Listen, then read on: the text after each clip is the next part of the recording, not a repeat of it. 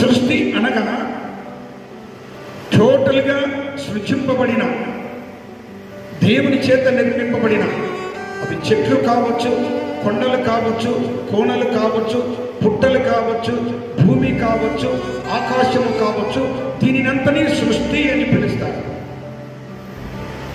లోకము అనగా మానవులు నివసించేటువంటి ఆ యొక్క ప్రాంత ప్రదేశాలను లోకముతో పోలుస్తారు.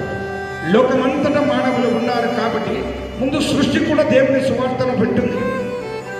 అది వినేటువంటిది. అందుకే దేవుడు వినకపోతే ఆయన ఒకసారి ఒక మాట మాట్లాడాడు, ఆకాశమా ఆలకించుము, భూమి చెవియము. సృష్టిలో ఇవి వినగలవు. చేప వినగలదు, ఆకాశము వినగలదు, సముద్రము వినగలదు, కెరటాలు వినగలవు, విన్నాయి కదా, వర్షము వినగలదు. ఏదైనా ఆయన మాట పెట్టింది. మనం యేసుప్రభుంత గొప్పలమా? మనం యేసుప్రభుంత, అరే బాబు, యేసుప్రభు ఏమంటున్నాడు? నన్ను నమ్ముకుంటే నాకన్నా గొప్ప కార్యాలు చేస్తారంటున్నాడు. గొప్పలమనే కాదట మాటకితే. నన్ను నమ్ముకున్న వాళ్ళు నాకన్నా గొప్ప కార్యాలు చేస్తారన్నాడు. అంటే ఆయన మరణం ద్వారా, రక్తం చిందించడం ద్వారా మనల్ని పరిశుద్ధులుగా చేశాడు. పరిశుద్ధులుగా చేయడం కాదు, కానీ ఆ పరిశుద్ధులు చేసిన విధము కన్నా ఇంకా మనలో బలపరిచి పరిశుద్ధాత్మ సహవాసాన్ని మనకు అందించి మనకు ధైర్యాన్ని ఇచ్చి పరలోకానికి వెళ్ళాడు. అంతవరకు ఆయన వెళ్ళలేదు. పోతూ పోతూ కూడా కొన్ని బాధ్యతలు, కొన్ని భారాలు అప్పగించాడా లేదా? బాధ్యతలు అప్పగించాడు.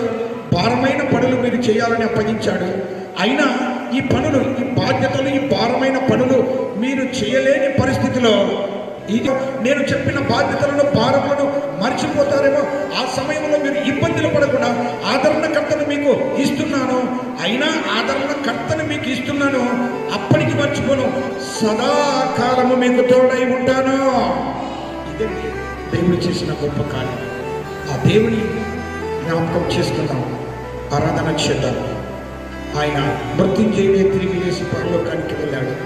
ఒక దినమున తిరిగి వస్తాడు. ఉన్న మనమందరినీ తనతో పాటు పరలోకానికి తీసుకువెళ్తాడు. ఆ గొప్ప దేవుని బట్టి ఆయనకు వందనాలు చెల్లిస్తూ ఆయన వెనుకలో ఈ వాక్యము ఆయన దీవించును గాక.